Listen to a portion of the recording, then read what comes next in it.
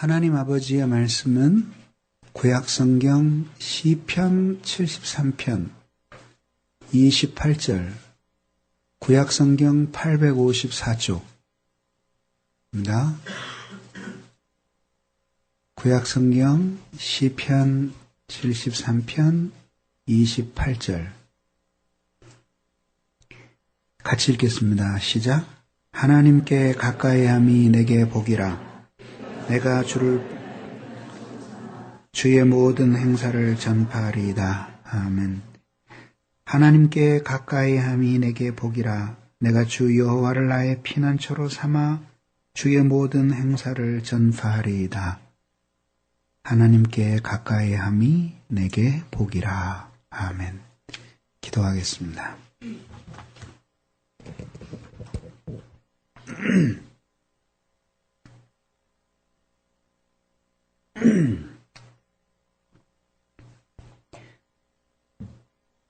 신실하신 하나님, 오늘도 저희들이 주님의 크신 이름에 경배하오니 저희들의 예배를 받으시고 하늘의 문을 여시옵소서. 그래서 우리의 인간의 본질을 이루는 영혼에 하나님께서 크신 은혜와 능력을 부으시고, 그래서 저희들이 참으로 주님이 우리를 이 땅에 있게 하신 그 본래의 목적을 따라 삶으로 주님께 기쁨이 되고 우리에게도 행복이 되는 그런 존재들이 되도록 하나님이 도와주시고, 이 일을 위하여 우리가 하나님과 우리 자신의 영혼과 세계를 알게 하시고, 그래서 날마다 그 지식과 사랑 안에 성장하게 하옵소서. 오늘도 말씀을 증거하는 이 시간에 하나님이 내내 우리와 함께 해주시기를 간절히 빕니다. 예수 그리스도의 이름으로 기도하옵나이다. 아멘.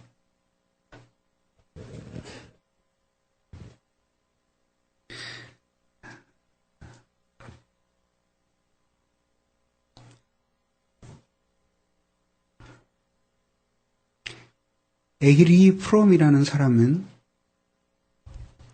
소유냐 존재냐라는 책을 써서 많은 사람들에게 사랑을 받았습니다. 그 사람의 주장에 의하면 인간의 행복은 무엇인가를 소유하는 데 있는 것이 아니라 존재의 양식에 달려 있다는 이야기였습니다. 그러나 나는 이 에리히 프롬의 이야기를 10분 동의하면서도 오늘은 한번 우리의 신앙적인 사유를 든든히 하기 위해서 한번 맨 처음 기초부터 우리들이 새롭게 생각해 나아가기를 제안하는 바입니다. 그래서 저는 여러분들에게 성경의 모든 정신에 입각하여 먼저 명제를 여러분들에게 전하고 싶습니다. 인간이라고 하는 존재는 무엇인가 소유함으로써 인간이 비록 행복해질 수 있다는 명제입니다. 그리고 이후의 시간은 이제 이 명제를 성경을 따라서 논증하는 시간이 될 것입니다. 우선 먼저 인간의 불행은 소유하고 싶은데 그것을 소유하지 못할 때 인간은 불행하게 되는 것이죠. 인간의 불행의 원인은 첫째는 소유하고 싶은데 그것을 가지고 있지 못할 때 인간은 불행하게 되는 것이죠. 인간은 무엇인가를 소유하고 그 소유에서 만족을 느낌으로 인간이 행복해질 수 있다는 사실에 대해서는 누구도 아마 이의를 제기하지 않을 것입니다. 간절히 원하는 것이 있고, 그런데 그것을 결코 소유하지 못하면서도 행복한 사람이 있을 수 있다는 것은 사실이 아닙니다. 인간의 행복은 자기가 원하는 것을 소유하고 그것을 누릴 수 있을 때 그 즐거움 안에서 인간이 행복해진다고 하는 사실은 너무나 당연한 판단입니다. 그러나 인간의 불행은 단지 하기를 원하는 것을 갖고 있을 때, 그때, 갖고 있지 못할 때, 그때에만 불행한 것이 아니라, 갖고 있어서는 안 되는 잘못된 것을 소유하고 있을 때에도 인간이 불행해질 수 있다는 사실은 너무나 자명합니다.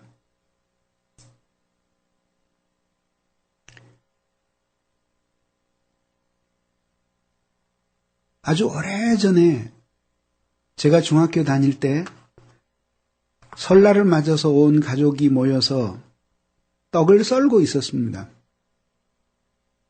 그때 집안에 있는 그저 한 2살쯤 되는 한 어린아이가 떡을 써는 생전 처음 보는 광경을 참관하면서 자기도 한번 그 칼을 좀 갖게 해달라고 때를 썼는데 어른들이 그 칼을 주었을 리가 없죠. 왜 그런지 한 사람, 2사람 밖으로 나가더니 그만 그 아이 혼자 그 방 안에 있게 되었습니다. 잠시 후 비명소리가 들려서 가보니까 아이가 그 칼로 자기 손을 썰었어요. 그래서 손이 그 칼에 비어서 상처에서 피가 뚝뚝 떨어지는 거예요.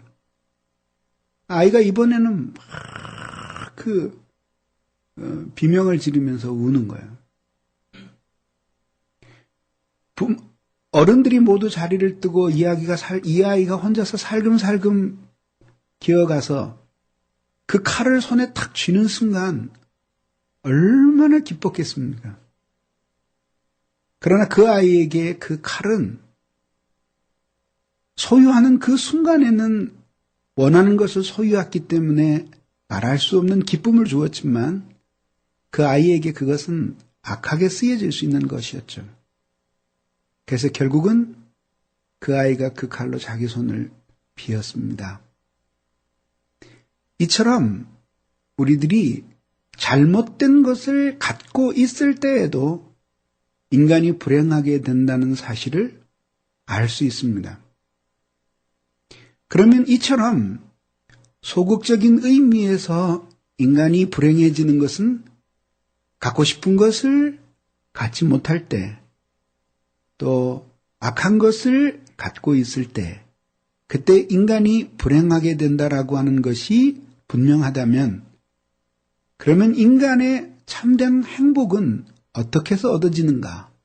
여기서 우리들이 인간의 참된 행복은 원하는 것을 소유하는 것이라는 사실을 알 수 있습니다. 원하는 것을 소유하고 있을 때 인간은 행복해지게 되는 것이고, 스스로 없기 때문에 그 결핍으로 인해 고통을 느끼는 사람이 행복하다라고 하는 것은 가능하지 않은 결론이죠. 그런데 문제는 이제 소유하는 대상이 되는 것이 무엇이든지 간에 그거는 나중에 문제이고, 도대체 소유하고 있다는 것이 무슨 의미인가부터 먼저 규정을 해야지만 무엇인가를 소유하고 있을 때 인간이 행복하다라는 말이 모두 설명이 될 수 있을 겁니다. 가지고 있다는 것이 그러면 도대체 무엇일까라는 거죠. 우선 가지고 있다라고 하는 것은 원하는 때에 그것을 자기 마음대로 활용할 수 있어야지만 그것이 진정으로 자신이 소유한 것이라고 말할 수 있죠. 만약에 자신의 것이라고 할지라도 그것을 자신 마음대로 사용할 수 없다면, 시간과 공간에 의해 사용이 제약을 받는다면, 그러면 그것은 자신의 소유라고 할지라도 행복할 수 없음이 분명하죠.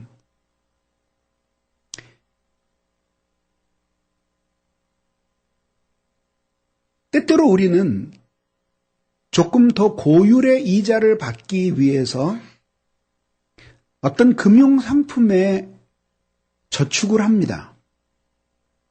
이자를 조금 더 주는 대신에 3년 안에는 찾을 수 없다, 6개월 안에는 찾을 수 없다, 이렇게 제약이 붙습니다.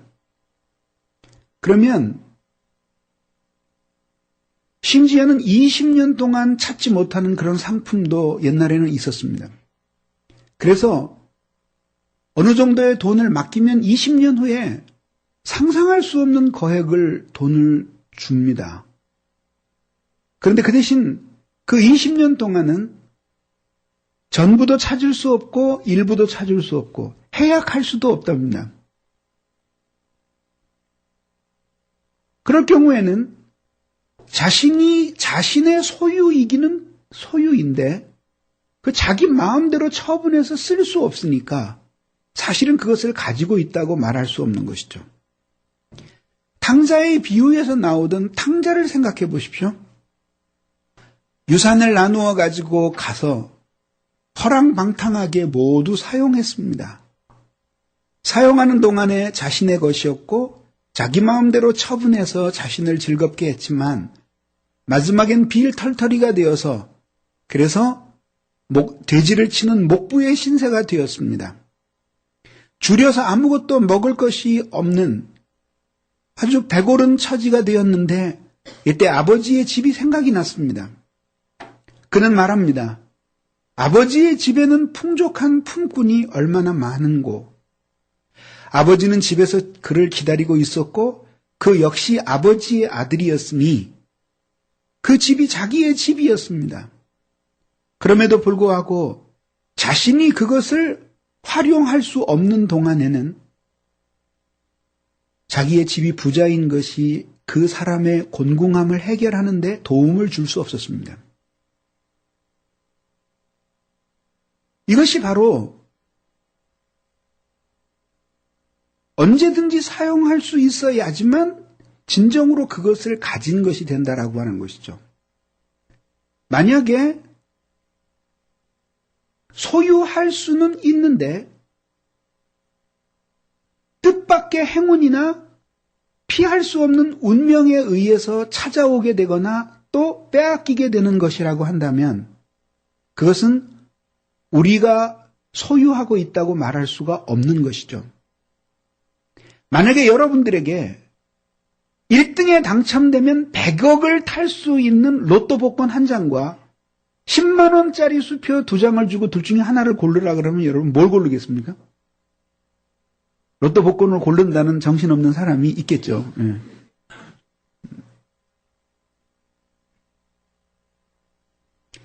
그래서 가지고 있다라고 하는 의미는 언제든지 그것을 자신의 자원으로 활용할 수 있어야 한다라고 하는 거죠.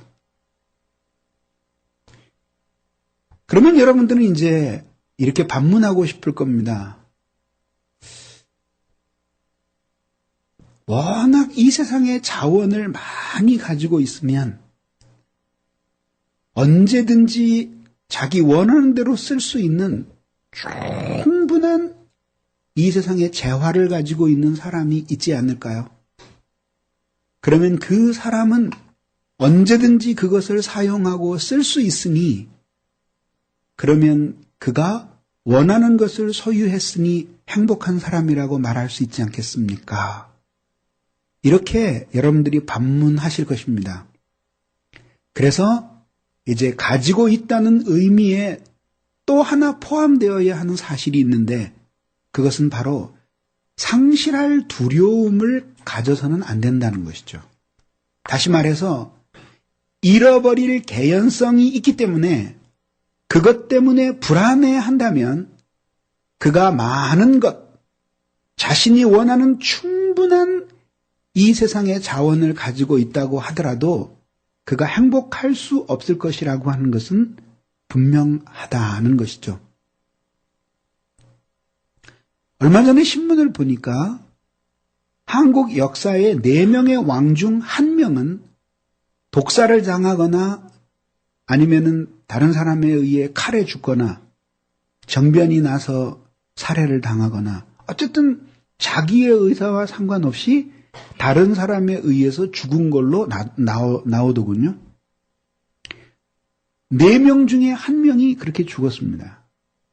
그래서 어느 나라든지 간에 왕의 진지를 담당하는 수락관이 있었는데 거기에서 만들어진 모든 음식은 왕의 식탁에 오르기 직전에 그것을 검사하는 사람이 있어서 자신이 거기에 독약을 탔는지를 실험해보기 위해서 몸바쳐서 그걸 먹던 사람들이 있습니다. 그것도 믿을 수가 없어서 왕은 은수저로 식사를 하면서 혹시 자신의 음식에 미량의 독이 들어갔을지도 모른다는 의심을 가지고 식탁을 대하여야 했죠. 왕이 아니었고 아마 왕으로서 많은 자원을 소유하지 않았더라면 그런 살해의 위협을 느끼지 않았을 텐데 왕이었기 때문에 그런 살해의 위협을 느끼게 된 거죠. 제가 중국에 갔을 때 자금성을 방문했습니다. 자금성에 가서 아주 깊은 문화적인 충격을 받았었습니다. 우선 그 궁궐의 규모가 우리나라와는 비교도 안 될 정도로 어마어마하다는 것이었고, 그리고 또 하나 놀란 것은 그 지은 건축들의 독특성 때문이었습니다. 그 중에 하나는 바닥이었는데, 바닥이 이렇게 작은 타일이 아니라 꽤 큰 밥상 하나 정도 될 정도의 크고 두꺼운 사각형 돌들로 쭉 질서정연하게 깔아서 그것이 큰 축구장보다도 넓은 마당을 이루고 그 마당을 지나서 다시 문을 열면 같은 마당이 또 나오고 또 나오고 아직까지도 저는 그게 몇 개나 되는지 잘 모르겠습니다만 하여튼 어마어마한 넓이에 그런 그 어마어마한 넓이에 그런 궁궐이 문과 문 사이를 연결하며 계속 있었습니다. 그런데 재미있는 것은 그 큰 돌멩이를 들치면 바로 땅이 나오는 것이 아니라 그 속에 바위가 나온다는 거죠. 즉 바닥을 깔 때 궁궐 털을 4m 정도를 파고 거기에다가 승용차 같은 바위를 쭉 깔고 그 위에 흙과 모라리를 채워서 그 넓고 두꺼운 도저히 몇 사람이 들 수 있을 것 같지 않은 그런 돌판을 질서정연하게 놓아서 오늘날의 그 자금성 마당이 된 거죠. 그 설명을 해주길래 제가 저한테 그 설명을 해주는 이한테 물었습니다. 아니 뭐 때문에 힘들게 그 땅을 파고 거기다가 승용차만한 바위를 집어넣는 이유가 뭡니까? 그랬더니 목사님이 한번 왜 그럴지 생각해 보십시오. 아무리 생각해도 거기 위로 탱크가 지나갈 것도 아닌 텐데 왜 그렇게 힘들게 공사를 했을까? 그랬더니 그 사람 이야기가 자객을 막기 위해서였다. 자객이 담장을 넘기에는 담의 높이가 너무 높아요. 보통 앞에 있는 담장이 20m 이상 되니까 그거를 넘을 사람이 없죠. 그러면 왕을 시해하기 위해서 멀리서 땅굴을 파고 이 궁궐로 들어오려는 사람들이 있다면 눈에 띄지 않고 땅굴을 파서 궁궐 속으로까지 들어올 수 있지 않겠느냐 이거죠. 그렇게 뚫고 들어와도 머리 위에는 이 승용차만한 바위 덩어리들이 깔고 있어서 도저히 그 위로 올라올 수 없다는 거죠. 그러고 보니까 가만히 보니까 무협 영화 같은 데서 보면은 도사가 제자리에 서서 막 팽이처럼 돌고 땅을 파고 들어가서 어디로 툭 튀어나오는 그런 거 있잖아요. 그 자금성에는 그게 안 통한대. 왜냐하면 거기서 계속 돌아봐야 머리만 터져. 바위가 누르고 있기 때문에. 왜 그 왕궁을 그렇게 지었을까요? 자신이 가지고 있는 것들을 잃어버릴지도 모른다는 그 위협 때문에 그렇게 한 거죠. 그러니 그렇게 어마어마한 자원을 누리면서 살았던 황제나 왕의 삶이 소유와는 상관없이 행복할 것이라고 믿는 사람은 별로 없죠. 여러분, 이 왕이나 황제들은 우리나라도 마찬가지고 중국도 마찬가지입니다.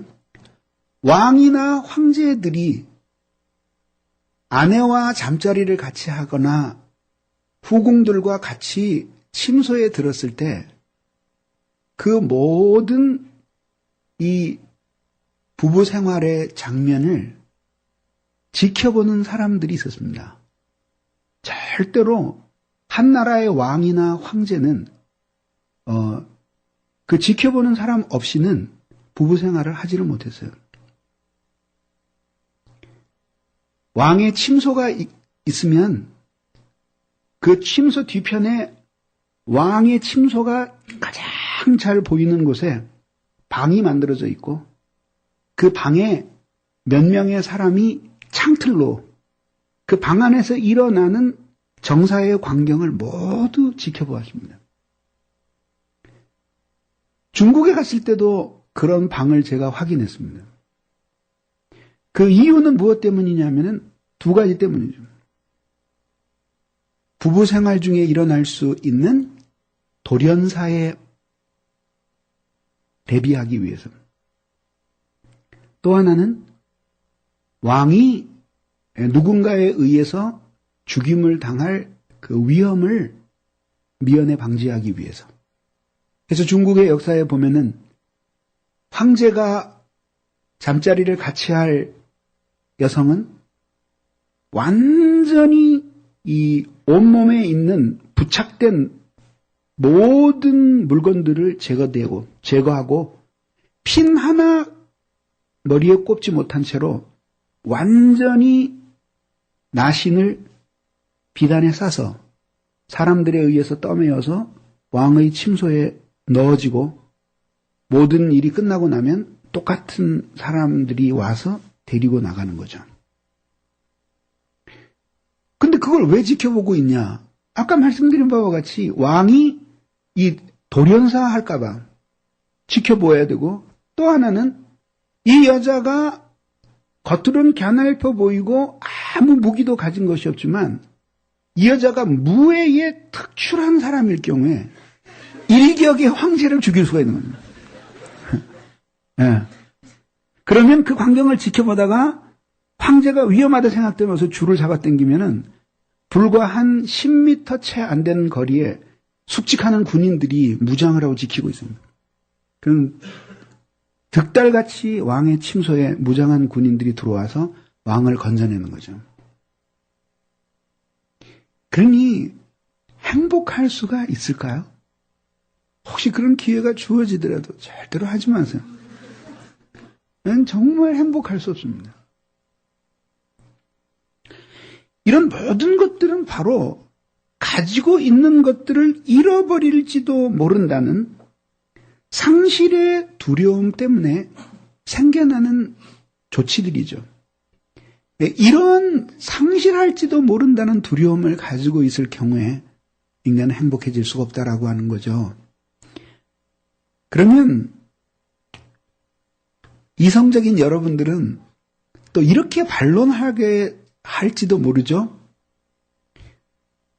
목사님, 상실할 위험이 없을 정도로 안전하게 많은 재산을 가지고 있고 언제든지 자신이 원하면 그것을 활용할 수 있을 정도, 평생을 쓰고 죽어도 다 쓸 수 없을 정도, 그런 정도의 재산을 안전한 상태에서 소유하고 있는 사람이 있을 터이니, 그렇다면 그가 행복의 조건을 갖춘 셈이 아닐까요? 라고 말이죠.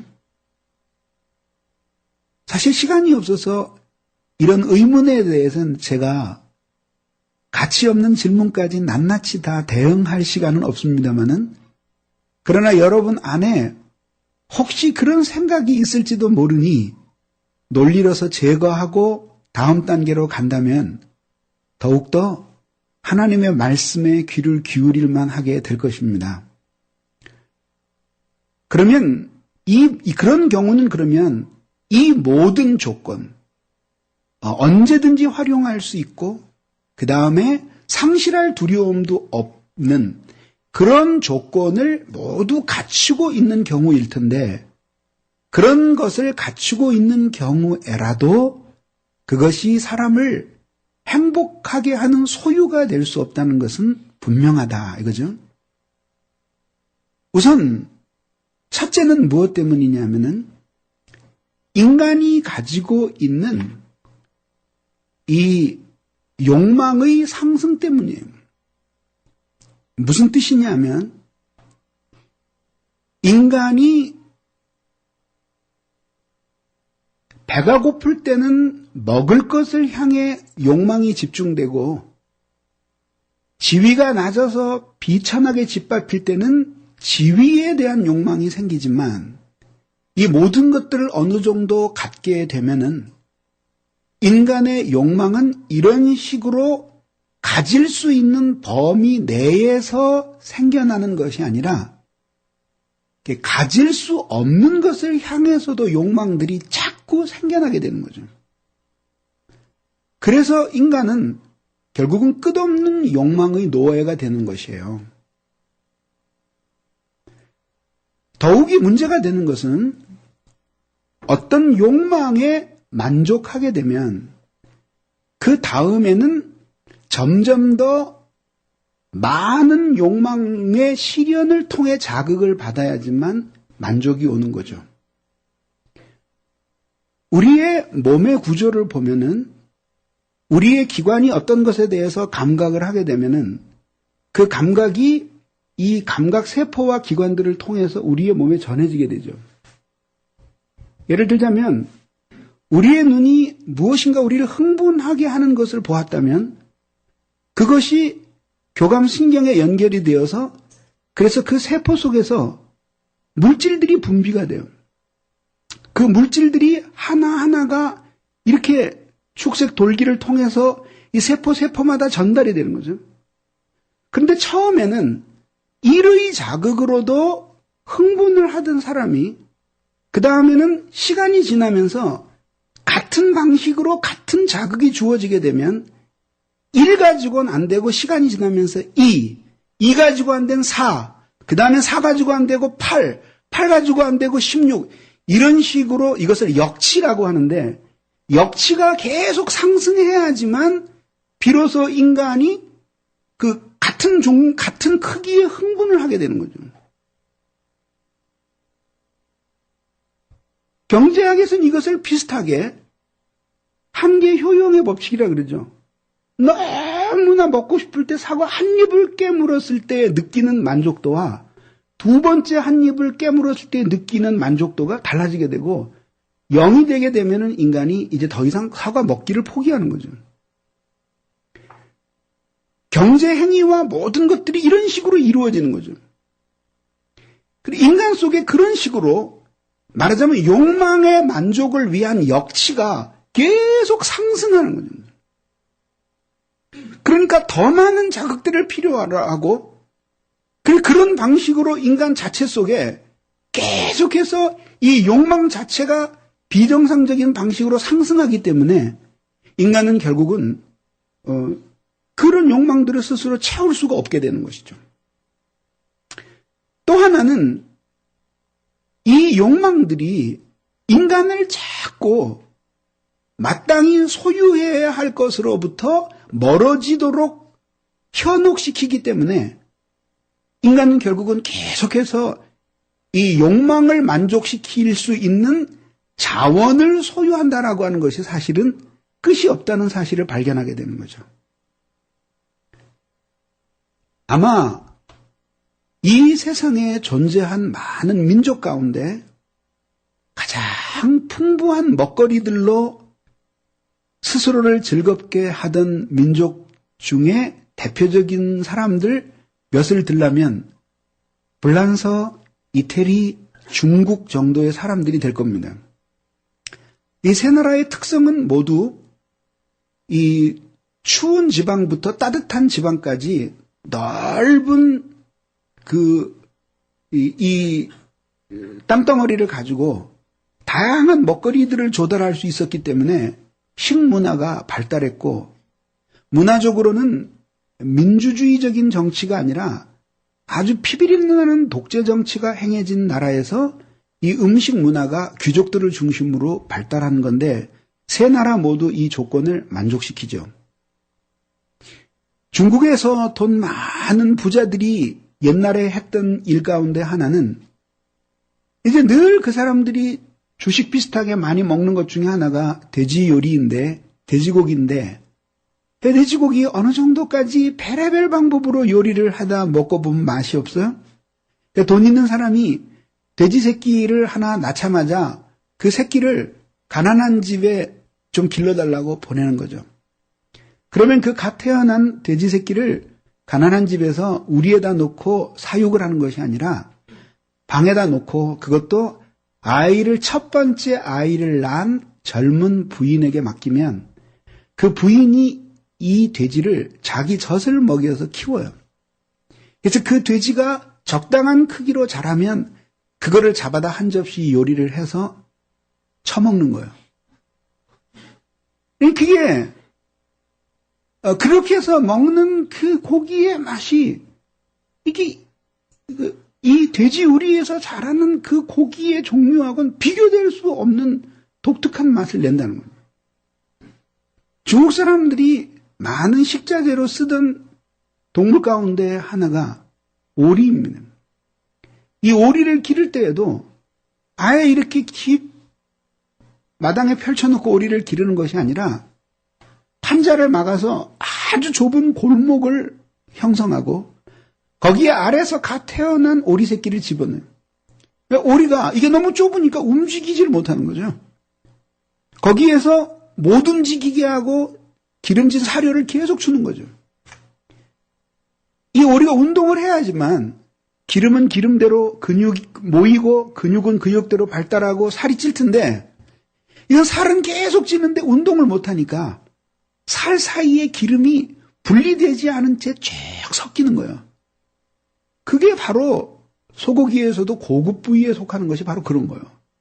근육이 발달하거나 자기 원하는 대로 움직일 수 있는 자율신경이 지배하고 있는 기관의 고기는 싸. 근데 자기 마음대로 움직이지 못하는 기관들. 그래서 거기에는 살과 근육이 없이 살과 기름이 갈라지지 않고 함께 섞여 있는 거예요, 층층이. 그런 고기가 아주 비싼 부위가 되는 거죠. 오리 전체가 그런 종류의 오리가 되는 거예요. 그러면 그걸 적당한 시기에 잡아서 그래서 한 접시 먹는 거죠. 프랑스 같은 데서는 이 요리를 끊임없이 새로운 요리를 요구하는 귀족과 왕족의 등살 아래 요리사들이 왕궁이나 귀족의 집안에서 주방에서 목매어 죽는 일은 다반사로 있는 일이었다고 합니다. 견딜 수 없는 스트레스 속에 결국은 자살을 해버리는 거죠. 뿐만 아닙니다. 로마 시대에는 이제 나라가 큰 나라가 되고 엄청나게 많은 부가 로마로 흘러들어왔어요. 귀족들이 하는 일이라고는 늘 목욕탕에서 사우나를 하고 그리고 먹는 것이 일이었습니다. 그들이 끊임없는 이 먹는 것들에 대한 이 탐심들이 끊임없이 요리가 발달하도록 만들었습니다. 근데 문제는 먹을 수 있는 위장한 한계가 있는데 새롭게 보는 요리들은 끝없이 들어오는 거죠. 그래서 한참 먹고는 뒤뜰에 가서 손가락을 집어넣어서 토하고 와서 다시 먹고, 이 손가락을 집어넣고 토하는 것도 힘드니까 이번에는 한 젓갈씩 집어서 씹어보고는 그 국물만 빨아먹고 그 건더기는 퇴 뱉어버리고 또 다른 요리로 그러면서 사는 거예요. 그래봐야 배에 기름밖에 더 생기겠어요? 그러면서 살다가 죽는 거죠. 그러니까 여기에서 우리들이 하나 깨닫게 되는 것은 뭐냐면, 무엇을 소유함으로써 인간이 만족을 하게 되지만, 그러나 그 소유가 무엇인가를 규정하기 전에 먼저 이 끝없이 팽창하는 인간의 욕망을 내버려둔 상태에서는 그가 무엇을 소유하든지 행복할 수 없다라고 하는 사실을 깨닫게 되는 거죠. 그래서 이러한 욕망을 절제하지 않으면 그것이 무엇이든지 간에 소유해도 결코 그는 행복할 수 없게 되는 거예요. 왜냐하면 자신의 처지로서 만족을 할 수 없기 때문에 그렇게 되는 거라는 거죠.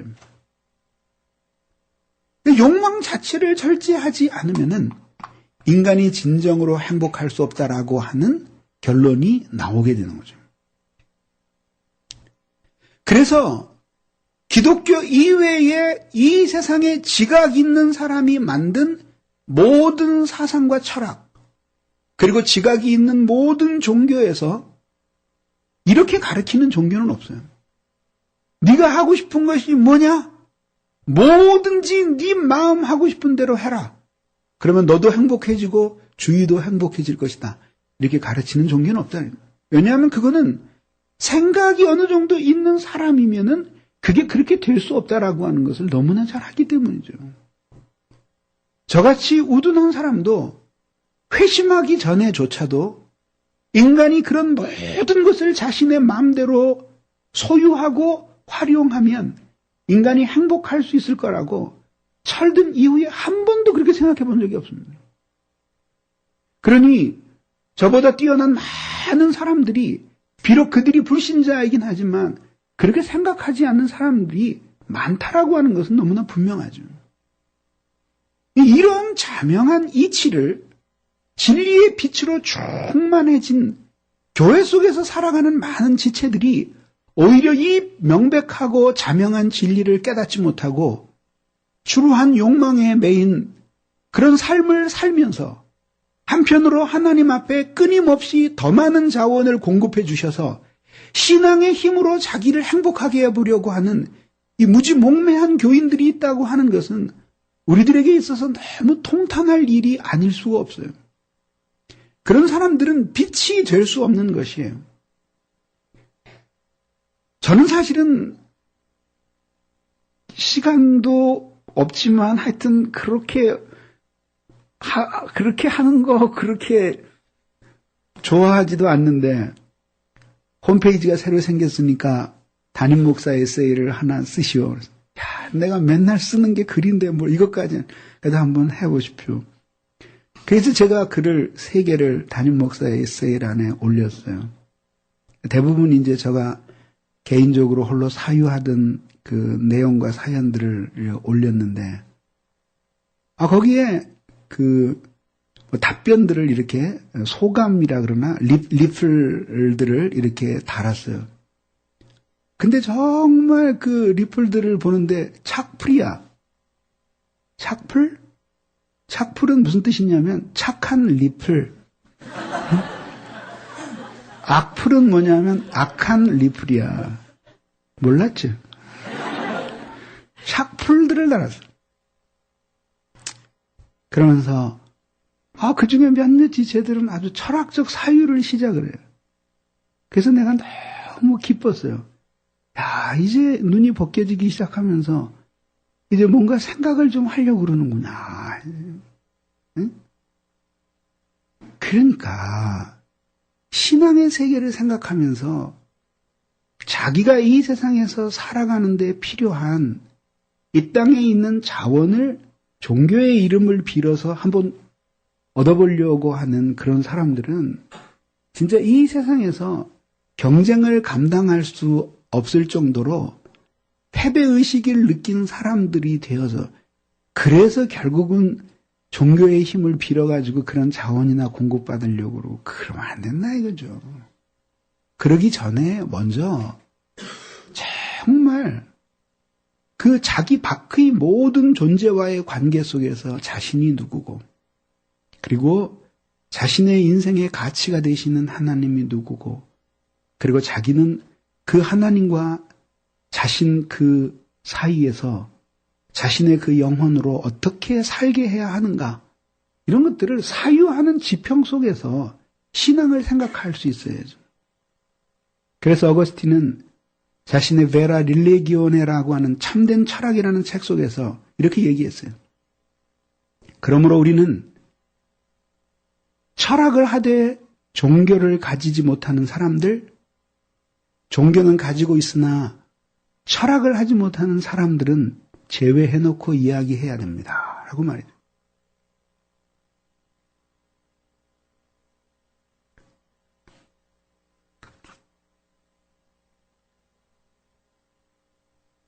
그렇다면 이 모든 것들을 충족하는 경우에도 인간의 욕망은 끈이 없는 거예요. 끊임이 없어서 그래서 결국은 인간이 그 많은 소유를 가지고 있어도 행복하지 못해요. 며칠 전에 방송에 보니까 그 로또 복권이 실행된 이래로 엄청난 당첨금을 탄 사람들이 그 후에 인생이 어떻게 되었는지를 조명을 했어요. 어떤 사람은 한 번에 40억을 탄 사람이 있고 어떤 사람은 150억을 혼자 탄 사람이 있더라고요. 그 많은 사람들이 있고 또 그 사람들만 추적한 게 아니라 그냥 밭이나 가꾸고 걸음통 이고 다니면서 농사나 짓던 사람들이 갑자기 개발이 되면서 막 한 번에 50억, 100억, 200억씩 이렇게 토지 보상금을 받은 사람들이 있어요. 그런 사람들은 어떻게 됐나? 한결같이 다 불행하게 됐어요. 모두 불행하게 됐어요. 그 중에 한 가정의 이야기는 제 마음을 뭉클하게 했어요. 그 진짜 밭이나 일구고 걸음통 치고 다니면서 지게 지고 농사나 지을 때는 화목했던 가정이었는데 어느 날 갑자기 나라에서 그 땅을 수용하고 토지 보상금을 150억을 줬어요. 그러니까 이제 땅도 다 팔아서 이제 부자가 됐겠다. 더 이상 시골에 살 이유가 없잖아요. 그러니까 이제 자, 우리 다 올라갑시다. 형제들이 그러는 거죠. 아버지가 내가 여기서 태어나서 여기 조상 땅에서 여기서 살았는데 나는 서울 안 간다. 그러니까 자식들이 이렇게 부자가 됐는데 뭘 이 시골 촌구석에서 고생을 하고 사냐는 거야. 아버지가 너무 괴로워하다가 그 보상금 써보지도 못하고 나무에 목매달아서 죽어버렸어요. 자살하니까 그 다음에 무슨 문제가 생겨요? 아버지가 보상금을 받았는데 아버지가 죽었으니까 상속의 문제가 생기잖아요. 형제들이 막 소송을 하고 고소를 해가지고 법정에 재판이 걸린 거예요. 간신히 재판이 끝날 만한가 하니까 이번에는 부인이 안 살겠다고 데모했어요. 결국 이혼해버렸어요. 그러니까 그냥 가만히 있었으면 그냥 평안했을 가정이 그 엄청난 돈 때문에 제대로 써보지도 못하고 풍지박산이 돼서 다 깨져버린 거죠. 이런 것들은 몇 번 실험을 해봐도 항상 똑같은 거예요. 그 사람들이 아예 150억이 딱 당첨됐을 때 열린교회도 헌금했으면 행복을 유지할 수 있었을 거예요. 여러분들은 혹시 그런 경우가 있으면은 즉시 119에 전화하듯이 교회로 전화해요. 그게 여러분 행복을 보장하는 길이에요. 아멘을 해야 될까요?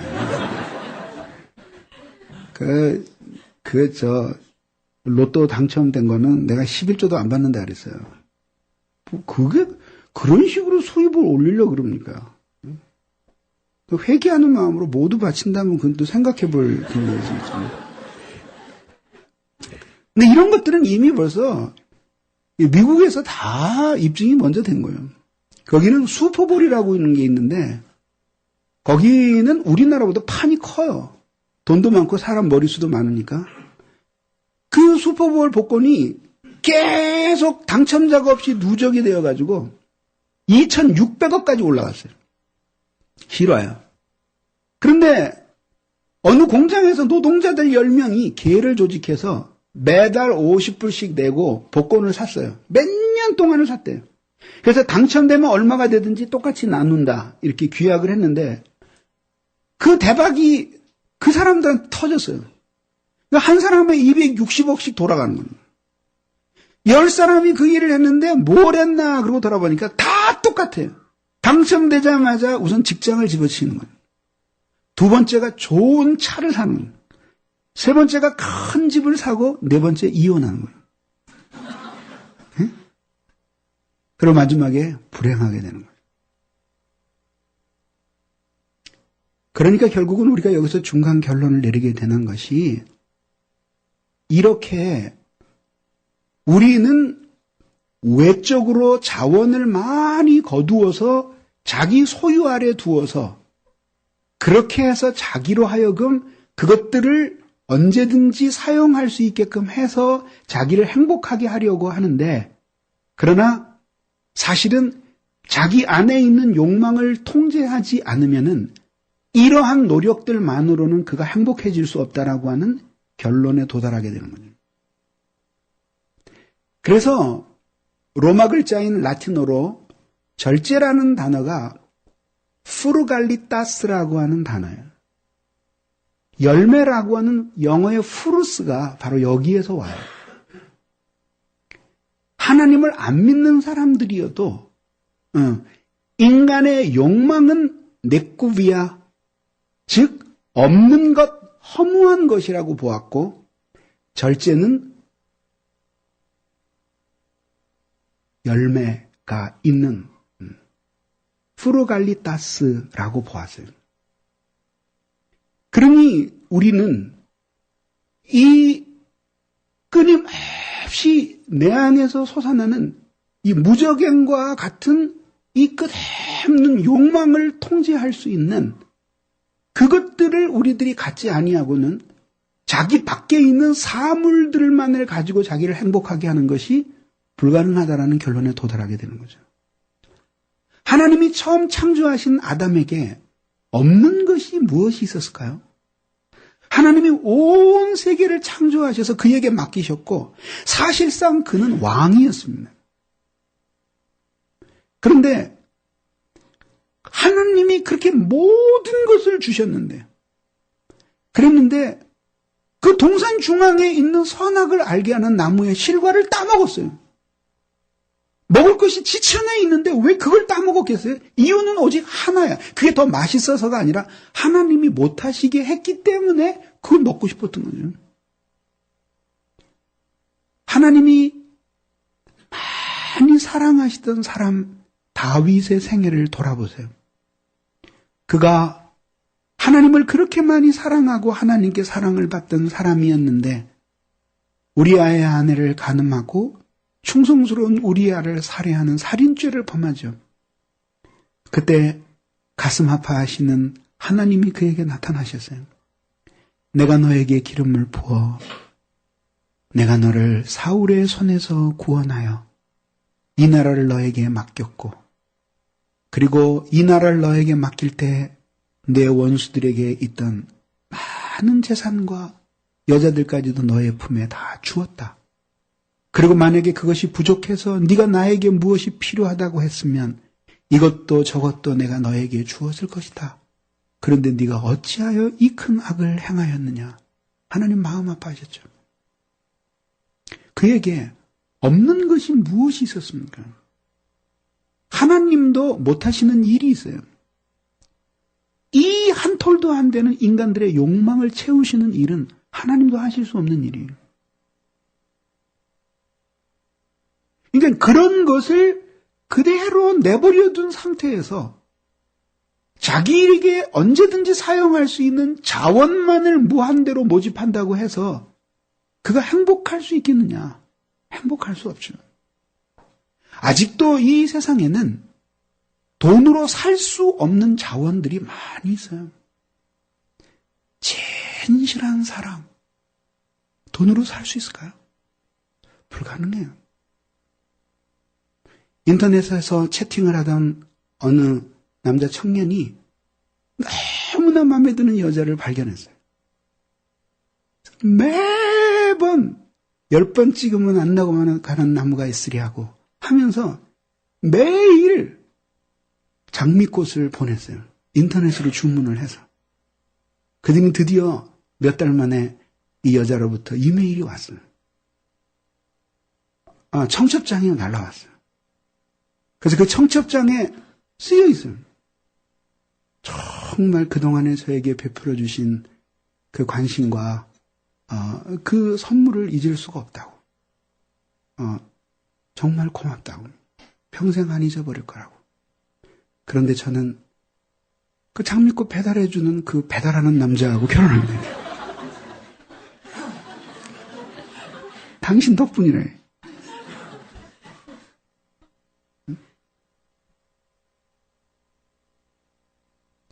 인간의 욕망이라고 하는 것은 끝이 없는 거고, 이 세상에 있는 물질을 가지고 살 수 없는 자원들이 이 세상에서도 아직은 많아요. 진실한 사랑. 돈으로 살 수 있을까요? 흉내낼 수 있을까요? 저는 허리가 아파서 물리치료를 받으러 가끔 갑니다. 이 사람이 이제 온몸을 치료를 해주는데 아주 금방 느껴져요. 이 사람이 머릿속에서 딴 생각을 하면서 지금 내 몸을 누르고 있는 건지 마음을 담아서 나를 누르고 있는 건지 느껴지죠. 그러니까 전자일 경우에는 막 너무 마음이 상해요.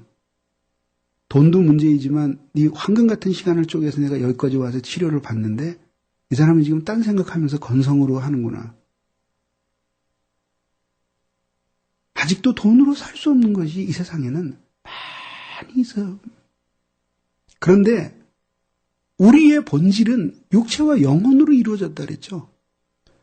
우리의 영혼은 영혼이 진정으로 필요로 하는 것들은 대부분 세상의 물질로는 살 수 없는 것들이에요. 그러니 그런 눈에 보이는 이 세상의 자원을 모은다고 해서 그가 행복할 수 없다라고 하는 것은 너무나 당연하고 그 끊임없이 증폭되는 욕망을 인해서 그는 그렇게 살 수가 없는 거죠. 그러면 행복을 가져다 주는 소유는 도대체 무엇이냐? 어떤 소유가 행복을 가져다 주냐? 이거는 창조된 것들은 아니다라고 하는 것이죠. 왜냐하면 원래 자기 밖에 있는 모든 존재는 둘로 갈라져요. 하나는 원래 존재하는 존재이고 나머지는 모두 원래는 존재하지 않던 무였던 존재예요. 하나님이 세상을 창조하시기 전에는 이런 판단을 내릴 수 있는 나 자신도 없었어요. 오직 하나님 한 분이 홀로 계신 거예요. 그 하나님 한 분이 이 모든 존재하는 것들에 대해 존재의 궁극적 원인이 되신 거예요. 그러니까 바꿔서 이야기하자면 하나님은 하나님 자신이시고 하나님은 자기를 뜯어서 다른 것을 만드신 것이 아니라 하나님은 당신 자신 혼자이시고 그 다음에 이 세상에 있는 모든 피조물들은 없는 것에서 창조하셨어요. 그러니까 이것의 본질은 무야.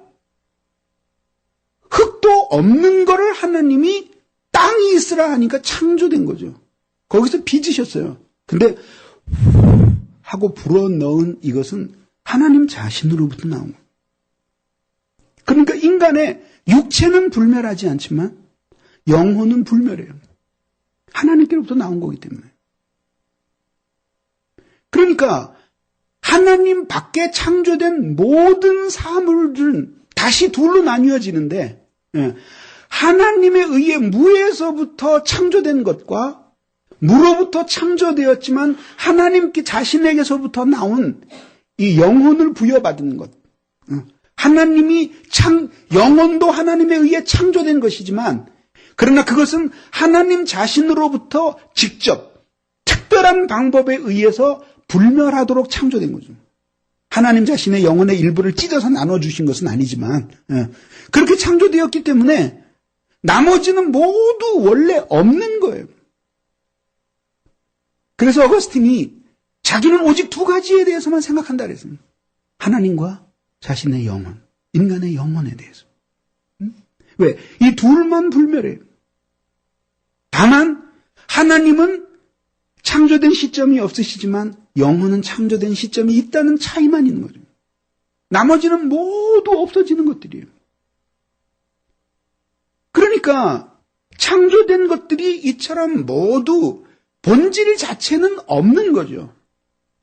그러니까 불교에서 이야기하는 색즉 시공, 공즉 시색 하는 이야기도 사실은 진리의 일면을 본 거죠. 눈에 보이는 것 같지만 사실은 없는 것이고 아무것도 없는데 거기서 눈에 보인다. 나타난다. 아무것도 없는 것이다. 그래서 이런 사물이 있어요. 끊임없이 무로 돌아가려는 성질을 가지고 있는 거죠.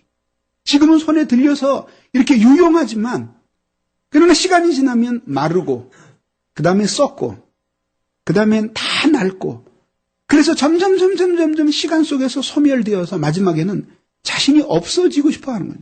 사라지는 거예요. 존재하는 모든 것들이 다 그래요. 그래서 하나님을 제외한 모든 존재는 없는 데서 존재로 태어나고 태어난 것들은 죽고 존재하는 것들은 끊임없이 완전성을 상실하고 변천하며 변천하는 것들은 결국은 그 변천의 과정을 통해서 소멸되는 거죠. 지금은 꽃이 이렇게 있지만 일주일 후에는 훨씬 더 무에 가깝게 돌아가서요. 몇백 년 후에 나타나면 흔적도 거의 없을 정도로 모두 무로 돌아가요. 그 존재가 어디로 갔는지는 모르지만 있는 것이 없어져 버린 거죠. 어디로 갔어요? 저기 그 꽃이 다 시들고 나무가 다 썩어서 바람에 날려서 가루가 돼서 흩어지고 다 하면서 존재가 어디로 갔느냐 이거죠. 몰라요. 그런데 하여튼 없어지는 거예요. 그래서 몇백 년, 몇천 년 후에 나오면 거의 존재가 없어지는 거예요. 인간도 마찬가지예요. 이렇게 시체가 되어서 땅속에 들어가면 7년이면 뼈만 남고 모두 없어져요. 어디로 갔을까요? 무로 돌아가는 거예요. 이게 하나님 이외에 존재하는 모든 사물들의 성질이에요. 그러니 그것을 붙들고 소유했다고 생각하고 거기서 내가 기쁨을 누린다고 할지라도 이 소유한 사람 안에 소유되고 있는 이것들이 시간과 공간 속에서 점점 소멸되어 가는 것이에요. 그러니 이것을 소유했다고 말할 수 없죠. 심지어는 이것을 소유하고 있는 주체인 인간의 육체조차도 함께 소멸되어 가는 것이니 소멸되어 갈 육체가 소멸될 운명에 있는 사물을 붙들고 느끼는 행복이라고 하는 것이 진짜 그것이 행복일 수 있겠느냐라고 하는 것이죠. 그래서 결국은 창조된 것들은 진정으로 우리가 행복을 얻기 위해서 소유할 수 있는 것이 아니라고 하는 것, 결론에 도달하게 되는 거죠. 오늘 우리가 읽은 시편 73편에서 시인은 아주 경건하고 하나님을 사랑하는 시인이었어요. 어느 날 세상이 어떻게 돌아가는지 궁금했습니다. 나가보니까 사람들이 너무 하나님 없이 짐승처럼 살아. 저렇게 살다가 우리 하나님이 가만 안 내버두시지 웬걸 잘 먹고 잘 살아요. 그렇지만 마지막에는 불행한 일을 당해서 죽을걸? 아니, 제명을 다 누리고 죽는 거예요. 죽을 때는 아마 견딜 수 없는 괴로움 속에서 죽어갈 거야. 아니, 죽을 때도 편안하게 죽고 사람들이 와서 그를 애도하고 꽃상에 쌓여서 장지로 가는 거예요. 그리고 자기 자신을 한번 보는 거예요. 자기는 하나님을 경외하고 그 짐승과 같은 사람들하고는 정반대로 주의 뜻을 행하며 살려고 애를 썼는데 자기는 무엇을 하나님 앞에 대접을 받았나? 없어요. 그러면서 나는 아침마다 징책을 보나이다. 아침마다 주님의 뜻대로 살고 싶어서 말씀을 펴놓고 기도하려 치면 하나님이 야단치시는 거예요. 너 왜 이렇게 사니? 내가 이렇게 살지 말라 그랬지? 네 마음에 아직까지도 죄가 있는 거 너 알고 있어? 그렇게 해서 네가 날 경배할 수 있겠니? 하나님의 책망이 들리는 거예요. 근데 시인이 뭐라고 낭망하는지 아세요? 아이씨, 나도 막 살걸. 그런 생각을 하는 거예요. 그러면서 일시의 혼란 속으로 들어가면서 하나님을 향한 진실한 까리타스가 순식간에 다 사라지는 거죠. 그러니까 이 하나님의 까리타스는, 하나님을 향한 이 진실한 지순의 사랑, 이 까리타스는 정연한 이성의 질서와 충만한 믿음 안에서만 거하는 거예요. 생각이 혼란스러운 이런 사람, 마음의 욕망에 이렇게 부패함이 깃든 사람들 속에서는 존재할 수 없는 거죠. 안 되는 거예요. 그러다가 성소에 들어가게 돼요. 성소에 들어가려면은 성막의 휘장을 열고 들어가야 돼요. 성막의 문을 통과해야 되거든요. 성막을 열고 들어가서 성소로 들어가는 거예요. 그때 불현듯 벼락을 치는 것 같은 깨달음이 쾅 하고 그에게 오는 거예요. 그게 뭐냐면 성막들 세상과 성막 안에 들어온 세계가 틀린 거예요.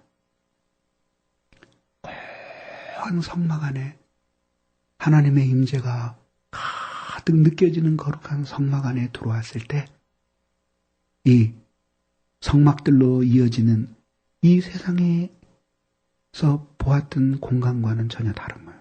그때 다 이 시인의 벼락치는 것 같은 깨달음이 오는 거예요. 아, 그렇구나. 우리의 인생도 이와 같은 것이구나. 살아있는 것이 성막 밖에서의 생활이라면 죽음이라는 성막의 휘장을 지나서 성소로 들어온 이 영원의 세계에서 이렇게 하나님의 임재를 맛보는 것처럼 이렇게 다른 세계가 존재하는구나. 그러면서 아름다운 그릇을 땅에 탁 맺혀서 팡 하고 깨져서 박살이 나는 것처럼 성막 그 전까지 아주 아름다운 것처럼 보였던 사람들이 성막에 들어오면서 팡 하고 맺히면서 박살이 나는 도자기처럼 하나님께 심판을 받음으로 하나님의 도덕적 통치를 영원히 입증한다는 사실을 발견하게 됩니다. 거기에서 막 섬광과 같은 지혜의 빛이 들어오는 거예요. 제일 먼저 하는 고백이 뭔지 알아요? 오 하나님, 저는 깨닫지 못하기가 짐승과 같사옵나이다. 이 사람의 경우에는 잘 들어요. 사람의 경우에는 종교 생활을 잘 하려고 했는데 이 사유하는 삶이 없었던 거야. 그러니까 신앙의 열정만을 가지고는 이 사람이 짐승과 같은 삶을 살 수밖에 없었던 사실을 보여주는 거예요. 그게 뭐냐면 지혜의 빛은 얻지 못한 상태에서 산 거야. 그러니까 자기가 지키고 있는 진리도 사실은 자기 것이 아니었죠. 그러면서 깊이 깨닫게 되는 거야. 그러고 나니까 갑자기 모든 질서를 잃어버린 것처럼 보이던 이 세상의 질서가 아주 가지런하게 보이기 시작하는 거예요. 주의 영광은 온 세계 위에 인간들이 이해할 수 없는 신앙의 눈이 아니면 보이지 않는 지혜의 안목이 아니면 보이지 않는 청연한 질서가 무질서해 보이는 이 세상 속에 존재하고 있다는 것을 깨닫는 거예요. 그러면서 인식의 지평이 하늘을 향해 쫙 뻗으면서 그러면서 하늘에서는 주밖에 내가 사모할 자가 누구리요? 주께 가까이 함이 내게 복이라. 예, 영혼을 향한 지평이 확 열리면서 자기가 진정으로 소유해야 할 분이 하나님이시라는 사실을 발견하게 됩니다. 그 하나님으로 피난처를 삼고 그 하나님에 관한 지혜를 사람들에게는 전파하면서 사는 이것이 인생의 진정한 행복이라는 결론에 도달하게 됩니다.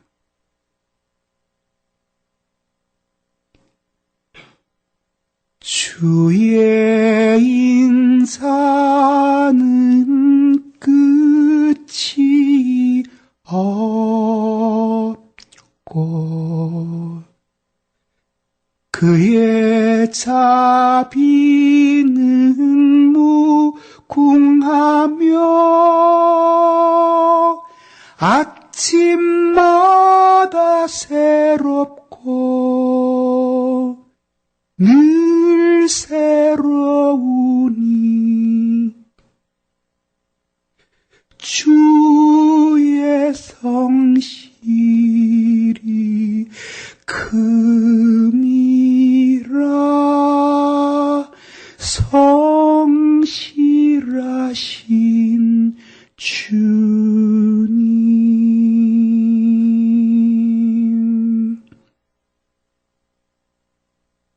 그러면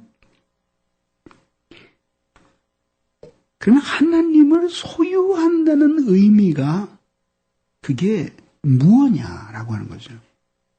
우선 여기서 우리들이 먼저 해결해야 될 문제가 있어요. 그것은 뭐냐면 행복하기 위해서는 참으로 소유하지 않으면 안 될 그것을 소유하고자 하는 마음을 가져야 돼요. 그것이 행복의 중요한 조건이에요. 가장 중요한 출발이에요. 그러니 가져도 행복할 수 없는 사물에 대한 욕망을 가지고는 그가 아무리 행복하고자 해도 행복할 수 없는 거죠. 정말 그를 행복하게 할 수 있는 바로 그것을 갖고 싶어 하는 마음을 가질 때 그가 행복해지는 거죠. 그리고 그것은 자신의 힘으로만 소유할 수 있는 것이 아니라 이거는 상당 부분 하나님의 선물의 성격을 가지고 있는 거죠. 그럼 결국 뭐예요? 창조된 것들은 소유할 수 있지만 소유해도 그것이 우리를 영원히 행복하게 할 수 없다는 사실을 발견한 거죠. 왜냐하면 우리들의 행복이 이 지상에서만 행복하고 죽음이라는 휘장을 걷고 나아갔을 때에는 땅에 던져 파기되어 버리는 토기 그릇처럼 되어버리는 종류의 행복이라면 우리는 그걸 행복이라고 부르지 않는다는 거죠. 인생 사는 게 너무 고달퍼도 실컷 술을 마시고 즐거운 마음이 되면 저녁 시간 동안에 한 대여섯 시간 인생의 근심 걱정을 잃어버리고 콧노래를 부르며 밤거리를 방황하고 행복해 할 수 있어요. 근데 우리는 그것을 모든 사람이 그런 식으로 행복을 얻으라고 권하지 않아요. 왜냐하면 대여섯 시간밖에 안 가는 행복이고 아침에는 견딜 수 없는 두통과 숙취 속에서 눈을 떠야 되기 때문이죠. 그래서 우리는 그것을 보고 그 미친 짓이다, 어리석다. 오늘은 네가 그렇게 행복해 보여도 내일 아침 술 깰 때 네가 지금 느끼는 행복이 아침에 술 깨었을 때 그 다음에 이어지는 현실을 감당할 수 없지 않느냐. 그래서 우리는 그것을 어리석은 행동이라고 이야기하죠. 그러면 만약에 여러분들이 어떤 물질이나 이 세상에 있는 것들을 소유해서 일생 동안 그럴 수도 없지만 일생 동안 행복하게 살았다고 칩시다. 그런데 그것이 영원히 이어지는 행복은 아니에요. 왜 땅에 있는 것들은 모두 영원한 것이 아니고 또 완전한 것이 아니고 또 불변한 것이 아니기 때문에 결국은 한계가 있어요. 그런 한계 있는 것들을 붙들고 60년을 정말 행복하게 살았다고 칩시다. 그런데 죽음의 휘장 넘어서 영혼을 향해 들어갈 때에는 그것이 죽음과 함께 모두 사라질 것들이라면, 사라질 소유들이라고 한다면 그 다음에 그는 아무것도 가진 것이 없잖아요. 그러면 그의 행복의 상태가 유지될 수가 없을 것 아니에요?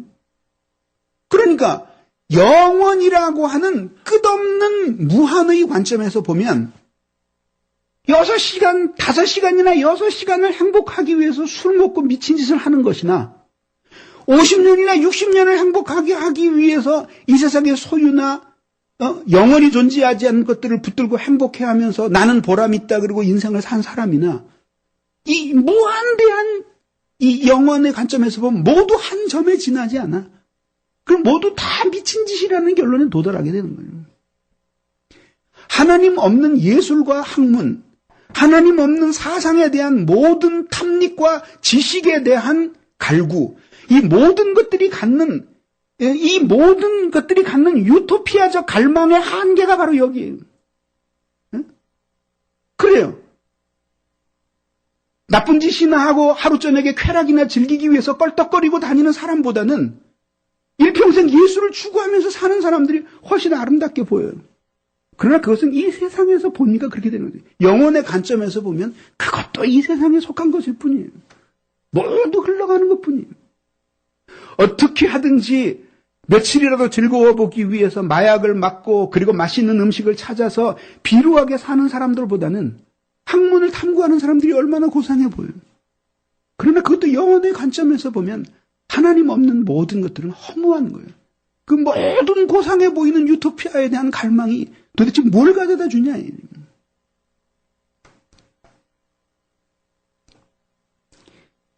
그러니까 결국 인간이 행복하기 위해서는 진짜 자기를 행복하게 할 수 있는 그 어떤 존재를 갈망해야 된대요. 그리고 그것이 진짜 자기에게 행복을 주기 위해서는 시간의 흐름에 의해서 평가가 달라지는 것이어서는 안 된대요. 첫째는 영원한 것이어야 돼요. 그래야지만 죽음이라는 문턱을 지났을 때에도 통용되는 가치가 될 수 있어요. 불변하는 것이어야 돼요. 처음엔 좋은 줄 알고 사랑해서 붙들었는데 시간이 지나니까 사라져버리는 거죠. 한때 은막에 아름다운 미모로 날렸던 여배우들이 어느 순간 전 세계에 사랑받는 팬들로부터 사라져버리고 다시는 나타나지 않고 나중에 신문에 누가 죽었다고 조그맣게 나와요. 왜 그러는지 아세요? 젊었을 때 그 완전하던 아름다운 모습이 후에 늙어가는 모습으로 덮여기를 원하지 않는 거예요. 일부러 나타나지 않는 그 아름다운 기억만 그대로 남기고 싶은 거죠. 그런 것들은 변천하는 거니까 행복할 수 없는 거죠. 그렇게 영원하고 그 다음에 불변하고 그 다음에 완전한 존재이면서도 인간이 그것을 아무리 소유해도 고갈되지 않고 시간의 흐름 속에서도 그것을 사랑하는 것이 것에 대한 도덕적인 평가가 달라지지 않을 수 있는 유일한 소유의 대상이 하나님밖에 없다라는 결론에 도달하게 되는 거예요. 그래서 우리는 여기에서 결론을 얻게 되는 거예요. 하나님을 사랑하는 것이, 하나님을 소유하는 것이 인간에게 있어서 절대적인 행복의 필요 충분 조건이라는 사실을 발견하게 됩니다. 발견하게 됩니다. 이것은 그러나 하나님 없는 삶이라는 것은 결국은 존재할 수 없다는 이런 일반적인 인식을 가리키는 것은 아니에요. 어느 날 택시를 탔는데 기사가 그래요. 선생님, 부자는 확실히 하늘이 내죠? 왜요? 그래. 뭐 좀 벌어먹고 살아보고 싶어서 버리적거리면 밥은 먹는데 부자는 안 되더라고요. 하늘이 낸다고 생각하는 거예요. 직장 생활할 때 저희 상사가 그런 얘기를 해요. 고위 공직자가 이 전체 공직자에 비해서 얼마나 비율이 적은 소수인지를 얘기하면서 그 정도 지위에 있는 사람들은 하늘이 낸 사람들이라고 할 수 있지.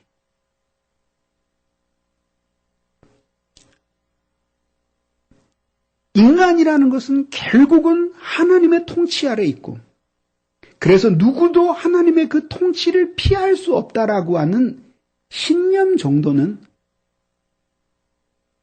운명을 믿는 다른 형태의 신앙이지 하나님을 소유한 것이라고 말할 수 없는 거예요.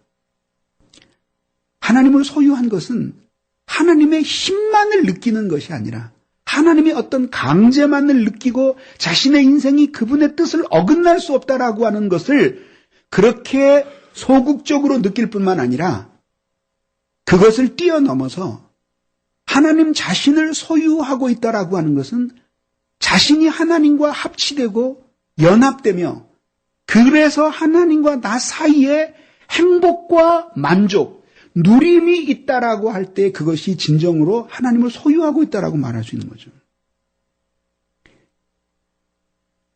사랑이라고 하는 것은 형이상학적으로 어떤 목표를 대상으로 정하고 끊임없이 그것만을 즐거워하려고 하는 마음과 정신의 움직임이에요.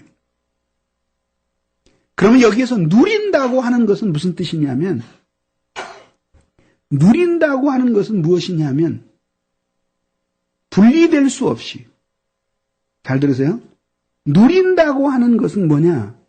누리려고 하는 것이 사랑이라면, 그럼 누린다는 것은 뭐냐?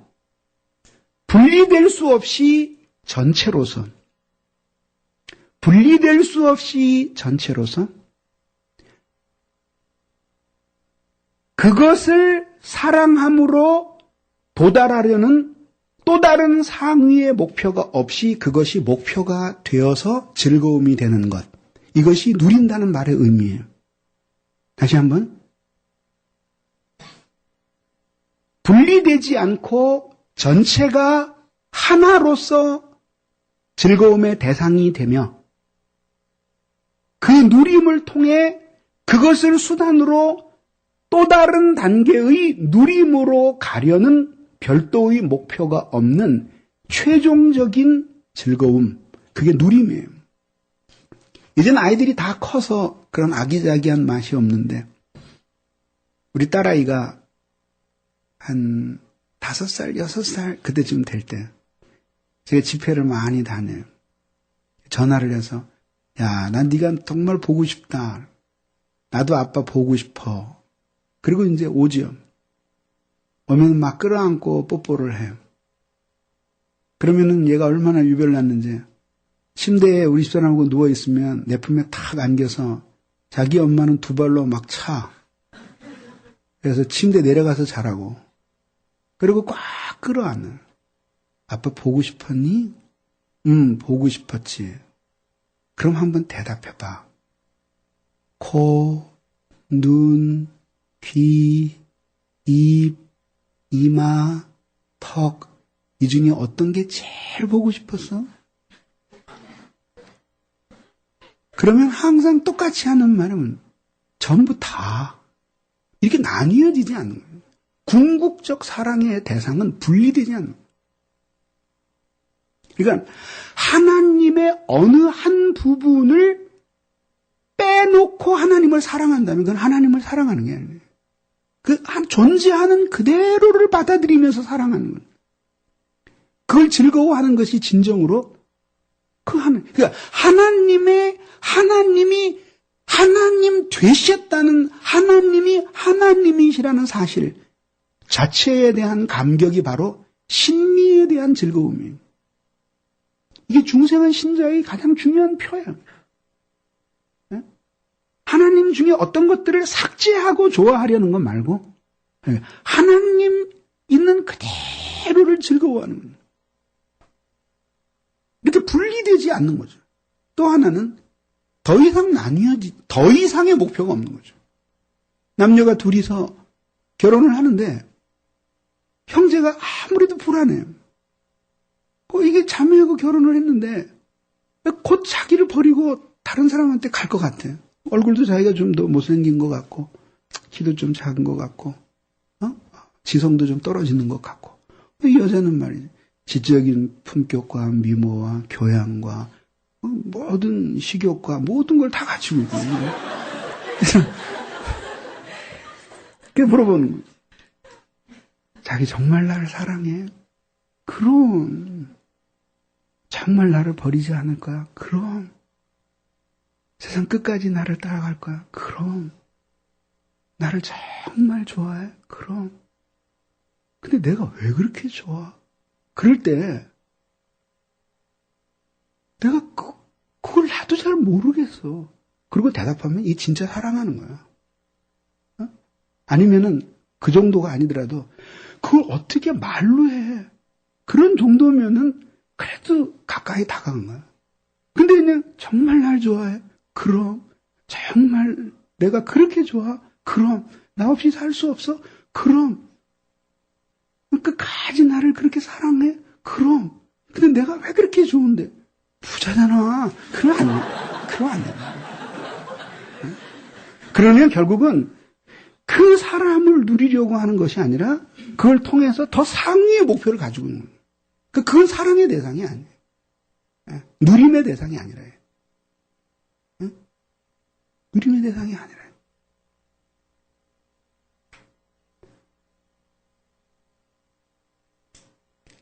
일주일 동안 기도원에 있었어요. 매일 밤 숲속에 나왔어요. 일주일 동안 대부분 하늘이 흐려서 별은 볼 수 없었지만은 밤하늘, 캄캄한 밤하늘을 쳐다보기만 해도 우리는 하나님을 의심할 수가 없죠. 수성, 금성, 지구, 화성, 목성, 토성, 천왕성, 해왕성, 명왕성. 대부분 인간이 못 가본 별들이죠. 앞으로도 갈 가능성이 없고요. 그 별들이 모인 공간이 50원짜리 동전이라면 밤하늘에 여러분들이 보는 별 중에서 가장 가까이 있는 별이 부산에 있대요. 근데 그 별이 저렇게 구름처럼 무리가 지어서 우윳빛으로 은하수가 되어서 흘러가요. 한없이 무한한 우주. 그래서 파스칼은 자신의 방세에서 이렇게 이야기했어요. 무한한 우주의 침묵이 나를 두렵게 합니다. 우리는 두렵지 않아요. 무한한 우주의 침묵 때문에 우리는 행복합니다. 보이지 않고 들리는 소리가 없어도 주님이 그 영원한 세계 안에 계시다는 분명을 우리들이 느끼기 때문이죠.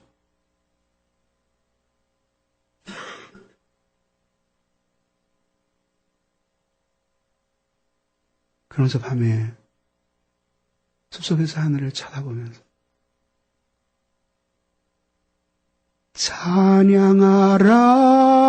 찬양하라 내 영혼아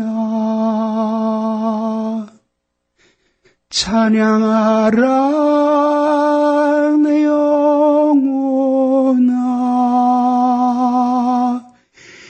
내 속에 있는 것들아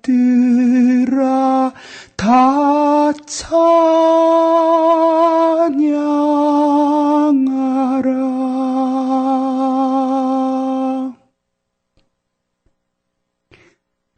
제가 한때 너무너무 좋아하던 그림이 있었어요. 독일 괴르너라는 사람이 만든 목판화였습니다. 여러분도 아마 보신 적이 있을 거예요. 나무를 홈을 파서 십자가에 매달리신 예수님과 이마에 주름이 깊이 간 중년 남자가 그 예수 그리스도의 십자가를 끌어안고 예수님을 끌어안고 울고 있는 장면이었어요. 그 밑에 뭉툭한 글씨로 이렇게 새겨져 있었어요. Herr, ich bin dein, du bist mein. 주님이시여, 저는 당신의 것이고 당신은 저의 것입니다.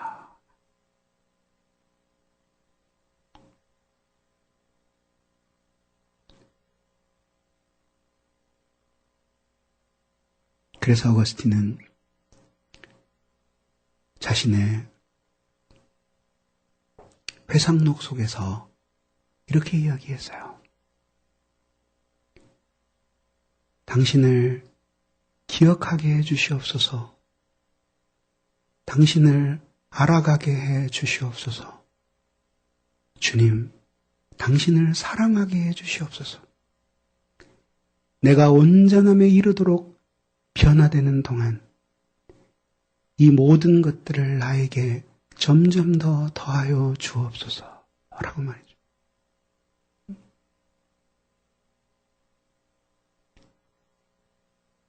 그리스도인으로서의 참된 존재의 가치는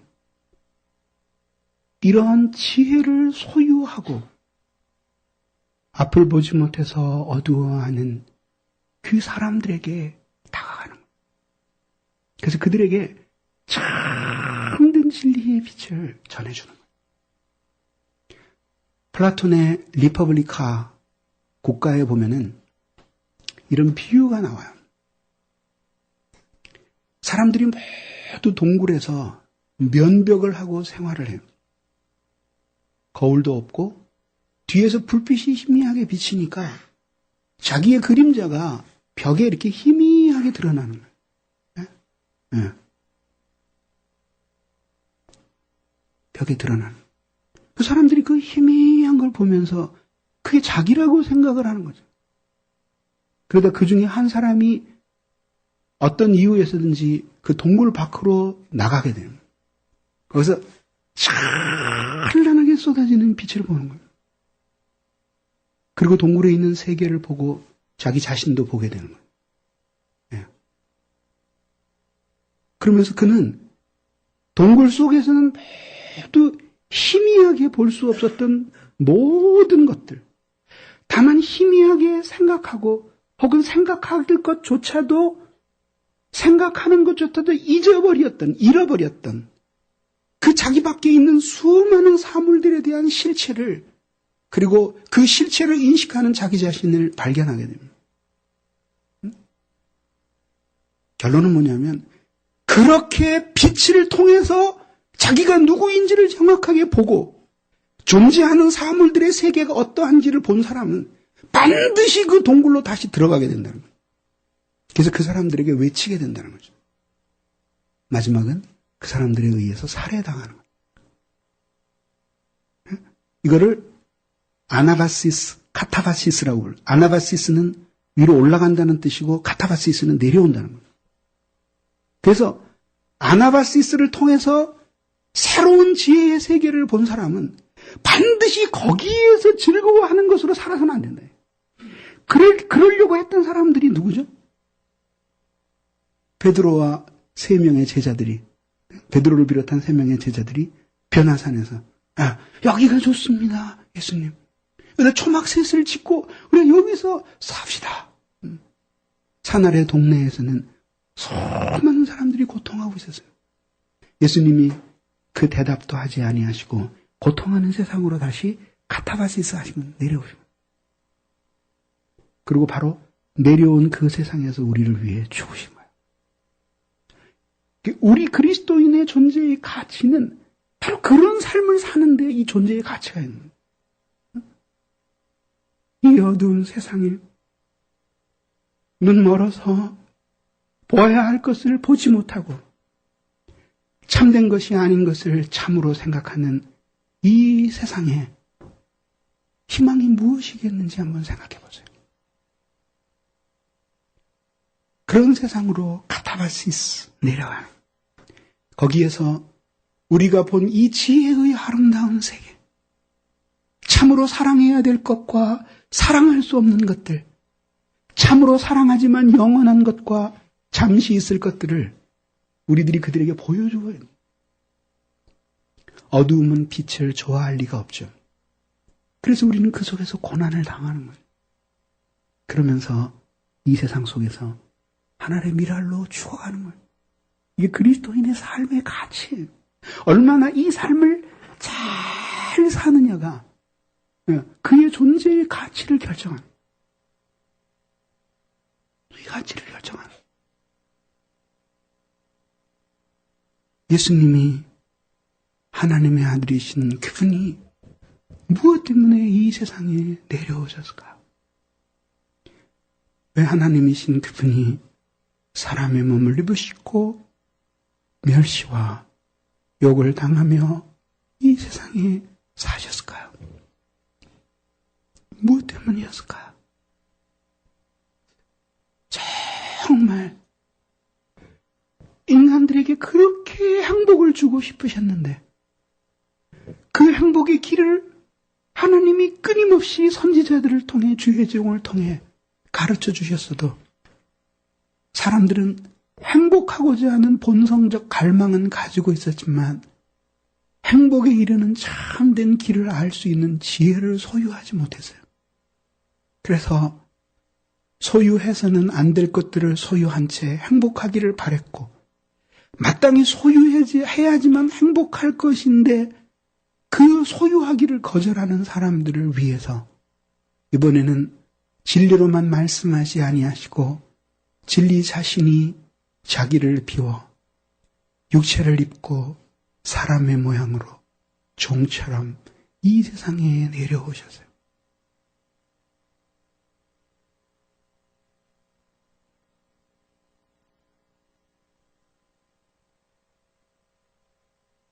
그래서 주님이 오셨죠.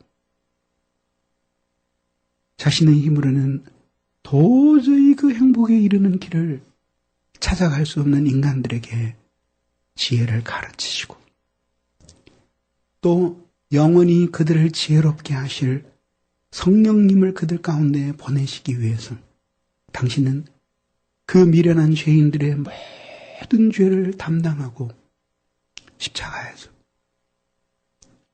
멸시와 욕을 당하시고 죽으신 거예요. 무엇 때문일까요? 이젠 어둠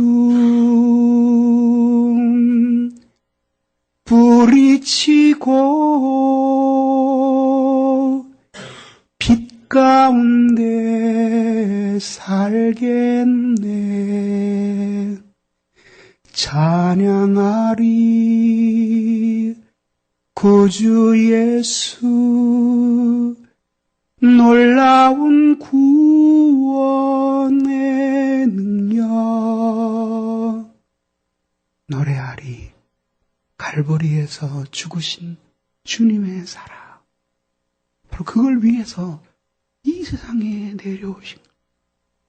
그러니 아들을 주셔서 우리의 어두운 눈을 뜨게 하여 지혜롭게 되게 하시고 싶으셨던 하나님이 아직도 어두움 속에서 살아가는 우리 인간들을 바라보시며 어떤 마음이 드시겠습니까? 얼마나 마음이 아프실까요? 더구나 당신의 아들의 피를 주고 사신 교회 안에 이런 무지 속에서 살아가는 자기의 지체들이 있다고 생각하실 때 우리 그리스도의 마음은 얼마나 고통스러우시겠습니까? 그러므로 우리는 눈을 떠야 합니다. 우리의 인생의 진정한 가치가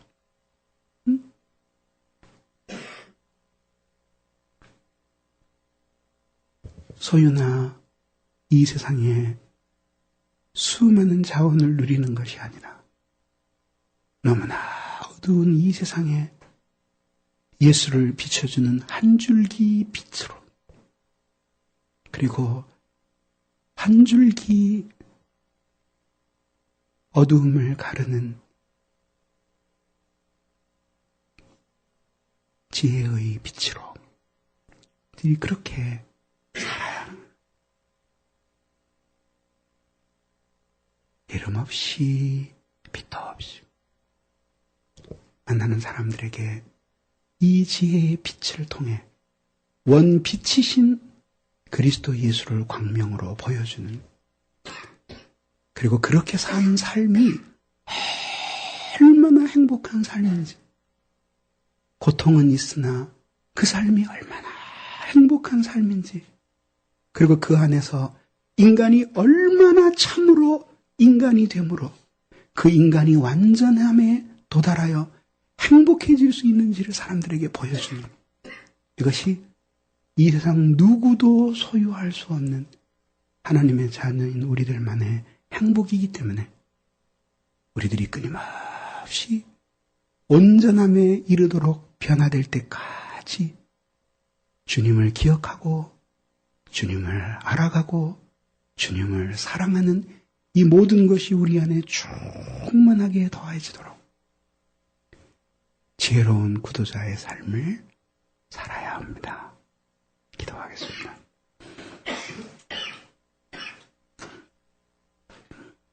이 시간에 우리 같이 기도하겠습니다.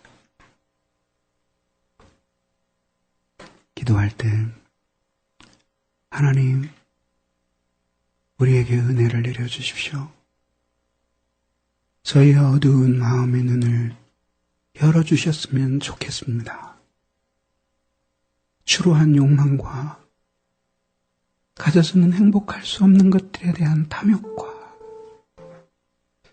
끝없는 욕심을 버리고 밤하늘에 빛나는 별처럼 영롱한 주님을 바라보며 그분이 우리에게 즐거움이 되신 것을 기억하며 주님을 사랑하도록 이 모든 것들을 우리에게 더하시도록. 그래서 우리들이 어두운 세상에 바람처럼 살다가도 우리의 삶이 한 줄기 불빛이 되도록 도와달라고 우리 같이 기도하겠습니다. 자비로우신 하나님 아버지 감사합니다. 헤아릴 수 없는 더러운 욕망과 부끄러운 탐욕 때문에 아버지 은혜를 내려주옵소서. 저희들이 여기 살아있거든요. 하나님 은혜를 내려주시고 붙들어 주옵소서. 그래서 주님을 사랑하게 하시고 주님을 기뻐하게 하시며 하나님을 즐거워할 수 있도록 은혜 내려주시고 붙잡아 주시기를 간절히 빌고 원하옵나이다. 사랑이 많으신 아버지, 오늘 이 시간에도 간구하고 기도합니다. 하나님 은혜를 내려주옵소서. 그래서 어두운 이 세상에 저희들이 앉아 빛이 되게 해주시옵소서. 하나님 밖에서 행복하려고 하였더니 그것들을 찾고 목마른 자들이 되지 말게 하시고, 그래서 주님 안에 아버지의 사랑 안에 그리스도 안에 저희들이 행복을 얻게 해주옵소서. 사랑이 많으신 아버지 하나님, 우리를 붙들어 주시고 하나님 끊임없이 내 안에서 주님의 온전함에 이르기까지 주님이 모든 것들을 제게 더하여 주시옵소서. 붙잡아 주시기를 원합니다. 많은 우주의 침묵 속에서 주님의 아름다움을 보게 하시고, 그래서 그것 때문에 주님을 행복해 할 수 있는 저희들이 되도록 주께서 역사해 주시고 은혜 주시기를 간절히 빌고 원하옵나이다. 사랑이 많으신 아버지 하나님, 오늘도 도와주시고 은혜 베풀어 주시기를 간절히 빌고 원합니다. 하나님을 도와주시고 우리를 새롭게 해주시기를 간절히 빌고 원합니다. 하나님 역사해 주시고 우리를 도와주시옵소서. 아버지 붙잡아 주옵소서. 주님 은혜를 내려 주옵소서. 하나님 도와주옵소서. 주여 은혜를 내려 주옵소서. 아버지 이끌어 주옵소서. 주님을 도와주옵소서. 아버지, 주 예수 그리스도의 은혜와 하나님 아버지의 필설로 다하기 어려운 사랑과 성령의 교통하심이 사랑하는 어린 자매들, 형제들 위해 이제로부터 영원히 함께 있어지다.